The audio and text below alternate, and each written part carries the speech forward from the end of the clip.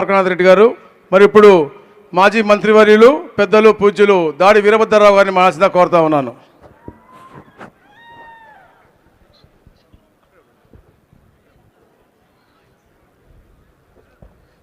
సభకు నమస్కారం. 150 175కి ఎన్నండి 25 వదిలేసాం. అవతల పార్టీకి ఒక 25 వదిలేద్దాం. మనకు ఖచ్చితంగా ఈ ఎన్నికల్లో మొత్తం 175కి 150 సీట్లు మనం సాధించి తీరుతాం. రాజకీయ ప్రపంచం ఇవాళ నడుస్తుంది.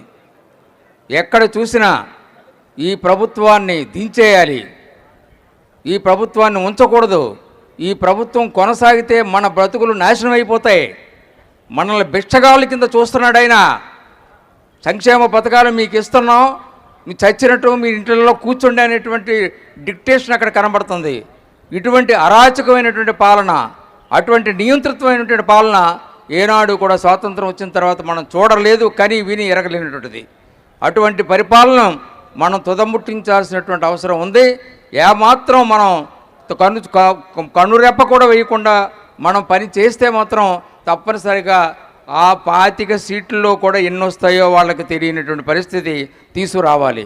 కాబట్టే దేశ రాజకీయాల్ని, రాష్ట్ర రాజకీయాల్ని దశాబ్దాల పాటు శాసించినటువంటి మన నాయకుడు చంద్రబాబు నాయుడు గారిని కావాలని తప్పుడు కేసులు పెట్టి వారు హింసించారు. ఆ ఫలితాన్ని వారు అనుభవిస్తారని చెప్పేసి నేను తెలియపరుస్తున్నాను. అది మామూలు చేసేది కాదు. ఒక మంచి మనిషిని, ఒక పెద్ద మనిషిని, ఒక నిజాయితీ అయినటువంటి మనిషిని ఎందుకంటే వారితో నేను ముందు నుంచి నా గురువు గారు వారిని నేను చూశాను, అంటి పెట్టుకొని చూసాం. నేను రామచంద్రయ్య గారు, మా శ్రీనివాస్ గారు, వీళ్ళంతా కూడా నిజాయితీకి మారుపేరు చంద్రబాబు నాయుడు గారు.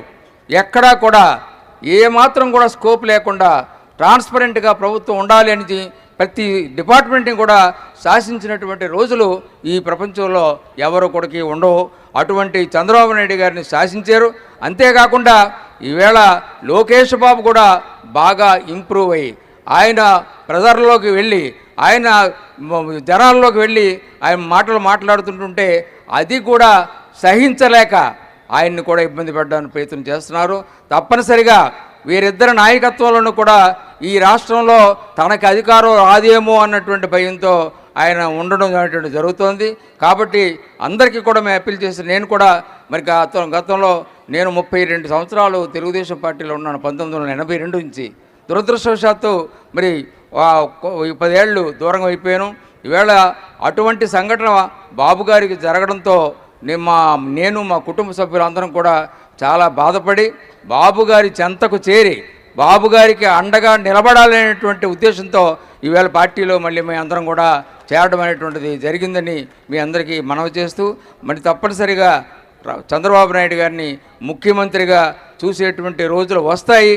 ఆ రోజుల నుంచి మళ్ళీ రాష్ట్రం చక్కగా మంచి అభివృద్ధితో స్వర్ణ రాష్ట్రంగా మళ్ళీ పేరొందుతుంది అని మీ అందరూ మనవి చేస్తూ, NTR NTR NTR Chandrababu Chandrababu Chandrababu. Thank you sir.